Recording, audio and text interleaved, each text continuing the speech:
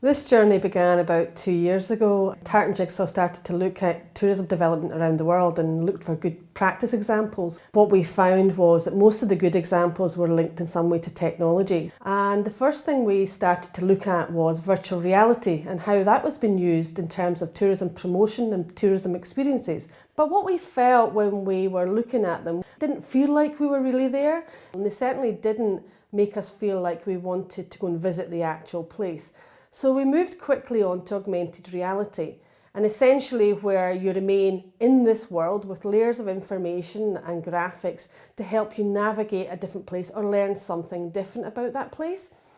And we started to see this at a really appropriate and exciting time, because I would call it the summer of Pokemon Go. 2016, everything changed. It really was a kind of milestone for augmented reality. And what we saw was a real potential to mobilise people, to get people to go to different parts of a town where they hadn't maybe previously. And following on from that, towards the end of 2016, we approached Girvan and said, would they like to partner with us in terms of a project? Girvan's a small traditional seaside destination in southwest Scotland. They didn't necessarily set themselves up to be this kind of augmented reality test bed, but they've embraced the whole idea and they've come along on this journey. And so the project for me was about giving confidence to the town team, allowing us to look outwards, engage with a high quality organisation. But at the end of it, I'm hoping that we will have the evidence that will allow us to seek future funding to make a real difference. And with the support of the Ayrshire Leader Programme and the William Grant Foundation, we were then able to embark on this one-year innovative exploration, if you like, of using augmented reality for places. We started our journey into augmented reality by organising some community events, so people from all walks of life could come in and just test out some simple concepts of using digital.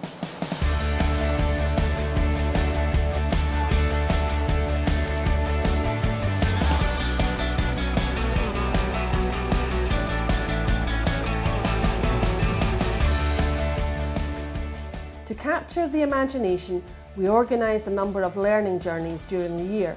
We travelled across the country looking at and experiencing for ourselves some uses of digital technology.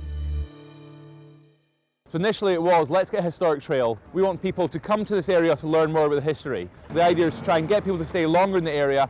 It just keeps reinforcing the idea of the grass market into people. They'll see in the newspapers, they'll see in advertisements, they'll see in social media a grass market. And they may not actually have that interest in history. It's getting people to come down to the area and it's getting people in the area to actually stay longer. So that was the main idea of the historic trail.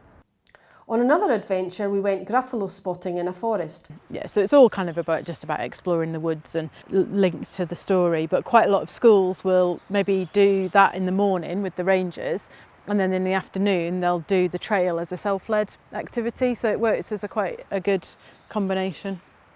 Watched ships being launched 100 years ago on a canal. And we focused on the year being around 1911, which is when the Manchester Ship Canal was built. There's a lot of new industries coming to the area. We know all the huts on the slipway were likely in place by that time, and we could also tell that the dock was doing very well, especially the slipway itself. So it seemed like an ideal time to try and set the exhibition. But obviously we have an archive on site with quite in detailed records of canals, and so a couple of other records gave us a couple of names to start off with. So our augmented reality app tends to focus on characters or people that was working on site in 1911. We all came back to Scotland with more knowledge and more determination to embrace technology and make more of our place.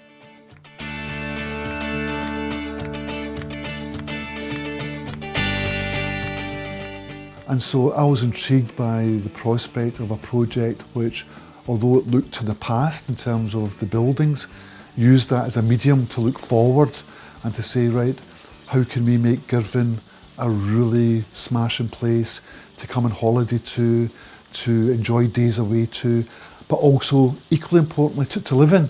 And so Tartan Jigsaw's proposal just sat very nicely with where we were at the time, i.e. let's look outwards and let's be ambitious and let's do things that make a real difference. So following on from our community events, local engagement and the learning journeys, we created an augmented reality exhibition which we called the Memory Gallery. Working with Prance and Jack Productions, we captured memories about Girvan on film and enlarged favourite photographs for display in the McKechnie Institute. Rather than keep the history to ourselves, we could use this as an economic generator, but we could also use it as an educational tool for children. And if we can bring history to life in the way that Ros explained so very well, I thought, well, here's a chance to put Girvan on the map. So onto this quite crazy memory gallery, you simply go onto the Blipper app, you hold your device up to that, it should start scanning that image and listen to that person telling their story. And it wasn't just our family that went. We spent most of our time down the beach. It's hard to believe that you could do that nowadays. Windbreakers were put up and there was extras bought from the man on the beach, so as if the rain came on we could put them over the top. So we were basically down the beach all day, apart from maybe on the boats or latterly when the trampolines were put up.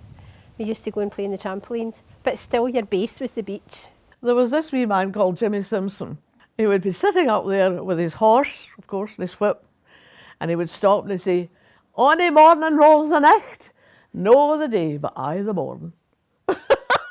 So this particular exhibition here, that's showing the town as it was, just brings back memories for a lot of people. I know that a lot of the youngsters that came in just immediately put in the art and they just made their way to the photographs and obviously encouraged the parents to come along as well. So it was a very good evening.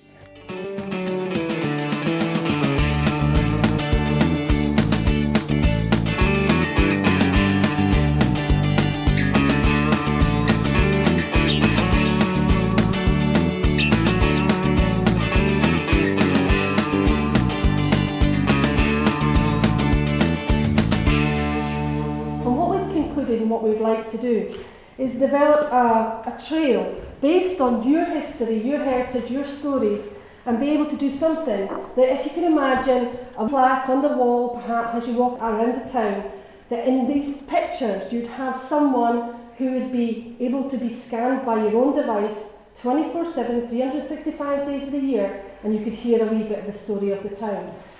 And the feedback we're getting is that this project has been worthwhile and will give us the evidence that we need to take the town forward, particularly in terms of promoting Girvan as a place for tourism, but also a place for historical visits. We had a really interesting visit recently where we looked at the buildings in Girvan. We got an understanding of the history of each of the buildings. We worked with Historic Environment Scotland to develop a number of urban detectives workshops, and there were also 3 guided walks around the town. And this was really to try and encourage people to see beyond the norm, what they would normally notice. And we found that it was a really great way just to get people out and about and looking at their town in a different way. Nicky Imrie and myself, Danny Dutton, we're with the Scotland's Urban Past project, which is hosted by Historic Environment Scotland.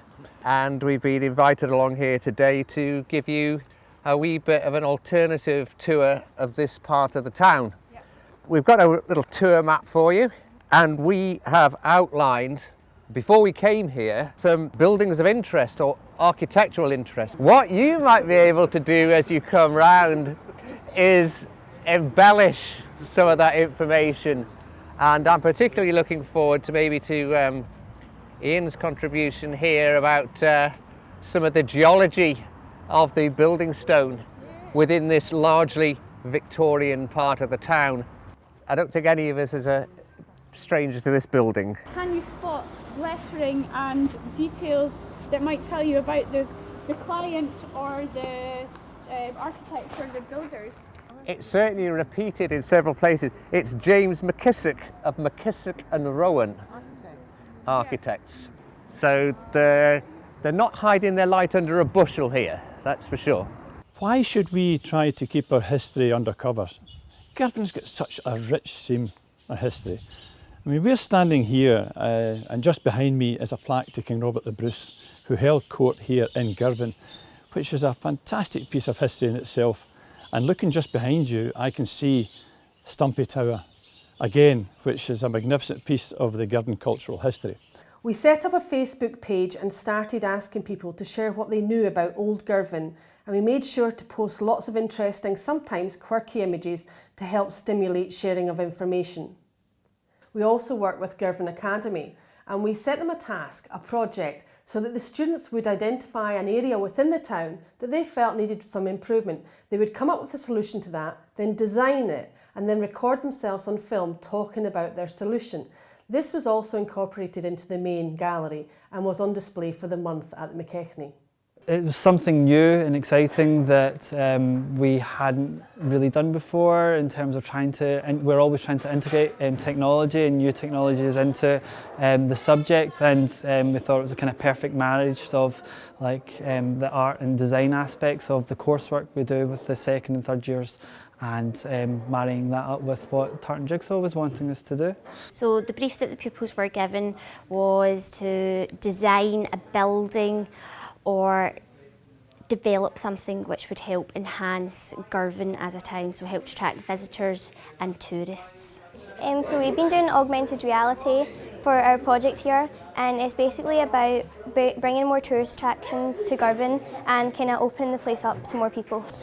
We started by taking four pictures and then picked those images because that's where, when I was younger, I used to go down there with my family and walk. I came up with a glamping idea for basically families or young adults to come and just enjoy. And I was going to have a video of me popping up and telling them about my images. Images that will come up and they'll tell you a bit about the place where you are. It's kind of got like a seaside-y kind of vibe to it, and it's just all about just having fun really. We worked with the volunteers at the Visitor Information Point at the Town House to set up a research pod, and with the support of our partners at Listen Up, we started capturing what people currently think about the town and what sorts of experiences people would like to see in the future. If we could look at Stumpy and the history come out to us through our own iPhones and tablets and things like this, and then walk all the way around Girvan, it'll be unique to this area, and we hope it'll bring the Girvan together more and show Girvan what we have and bring more tourists. Behind the scenes, we've also been working with app developers, exploring the ways to be able to make this technology accessible and affordable for small towns like Girvan.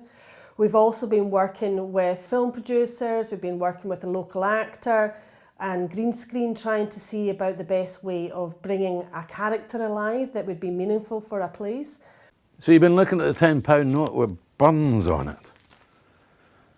Pleasures are like poppies spread.